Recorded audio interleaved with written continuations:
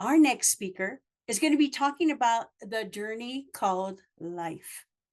It's never a straight path. It's a winding road of triumphs and trials, joy and heartbreak, clarity and chaos. But what if the very storms we fear are the ones that shape us the most? What if the chaos is the invitation to rise? Through the lens of entrepreneurship and leadership, we discover the true growth doesn't happen in comfort, it happens in the storm. The Wurr effect. Wake up, uncover, reflect, and rise is a powerful framework born from real world challenges, and it's designed to help transform you from adversity into purpose. And it'll leave you the ripple effect of impact. Introducing the creator of the Wurr effect, speaker, author, and entrepreneur. Please help me welcome Sally Wurr. Thank you. Do you know where you're going to? Do you like what life is showing you? Those words were sung by Diana Ross back in 1975. I'm not sharing with them you today for poetic reflection of poetic. I am asking you to wake up because most of us are simply coasting through life on autopilot until something major happens that changes that trajectory. When chaos shows up at my door, I call those the storms of life. And what the storms do is they do not allow us to stop for clarity.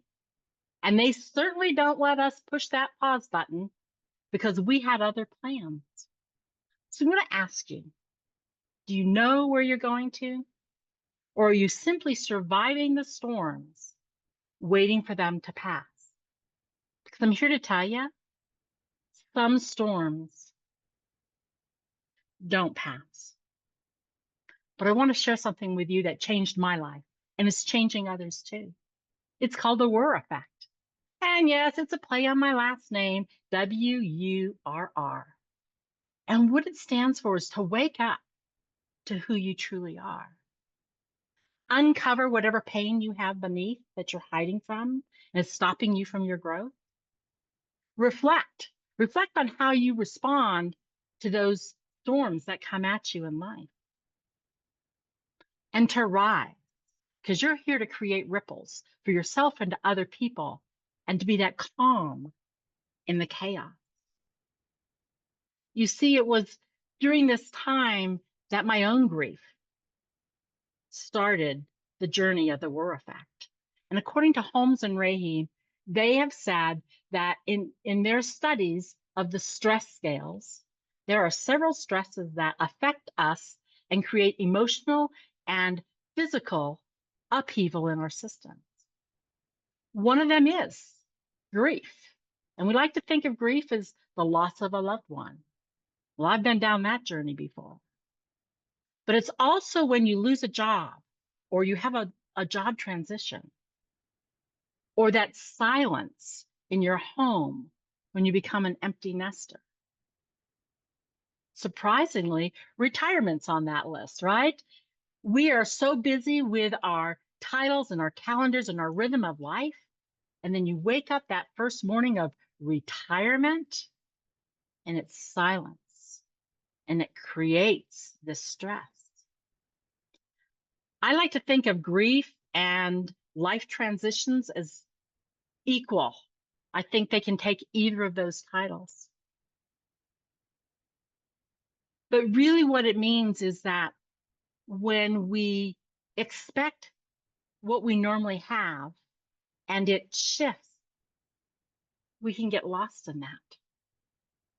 And I want to remind you that what happens to you doesn't have to define who you are.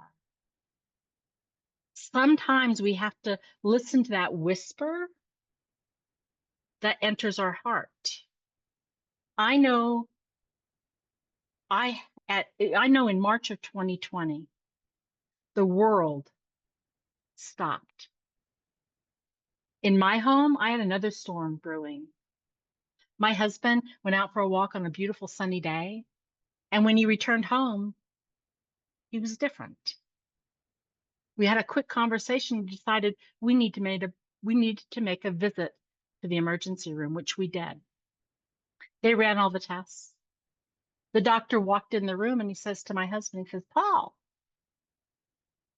why didn't you tell us that you had brain tumors? You could have heard a pin drop in that emergency room." Because you see, we didn't know that Paul had brain tumors. The doctor went on to say, "I stopped counting at 30. Your brain has tumors all over it." My husband and I looked at each other and we knew in that split second, our life as we knew it had changed. A major trajectory. Sadly, 4 months later, my husband passed. An aggressive cancer took his life. In that moment, after 45 years of marriage, I had a choice to make. I could allow that grief to define who I am, or I could wake up to who I am and the resilience and the grit that I have within me. Because you see, I lost Paul, but I hadn't lost me. And that was an important defining moment of my own awakening. Grief is not a stop sign. Grief cracks us wide open, but we don't have to allow it to define who we are, and it doesn't have to crush us. In fact, in my moment of grief, or shortly thereafter, I wrote the book, Power of Awakening. It's my first book of my trilogy. And I wrote it to remind us that we have moments in our life and something worth rising for. Because you see, that key unlocks and awakens us into this reflection so that we can rise. Because you see, life doesn't always go according to plan. I want to share with you a vision. It's what I like to call my lake of life. And when you're standing before a crystal clear lake, sometimes it's calm and sometimes it's stormy. But if you'll indulge me, you can feel free to close your eyes or not. But I want you to stand before this beautiful crystal clear lake and think of it as your lake of life.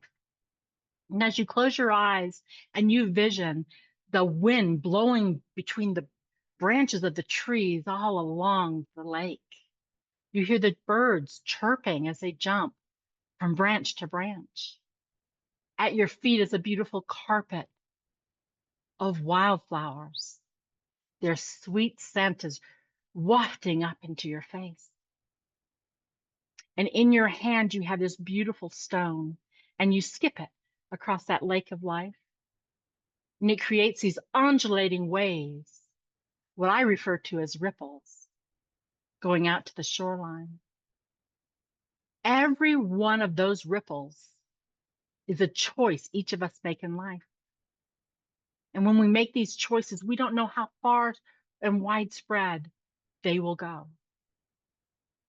But sometimes when we go to toss that stone across our lake, it goes kerplunk and it drops down into that deep, dark, turbulent abyss of the lake. And sometimes we go there in that deep, dark place. And if your heart right now is telling you, yes, I've been there, I want you to know that you're not alone. But for me, I couldn't stay there. Instead, I dug deep for the grit and resilience I knew I had, and I opened my eyes and I burst through that lake, and I threw another rock. another stone across my lake of life. And it created ripples, powerful ripples, ripples that changed my life. They changed the lives of people around me in unbelievable ways. And it's one of those things that I like to call the ripple effect, right? It's when we rise, others rise around us. So it's not all about bouncing back. In fact, that's what I share with my clients. I help them figure out and wake up to where they're going.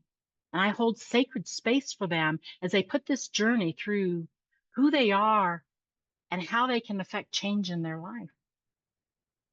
And I remind them, myself, and you that you're still here and you still matter. So I ask you again, do you know where you're going? Wake up, uncover, reflect, and rise. And I'll leave you with this.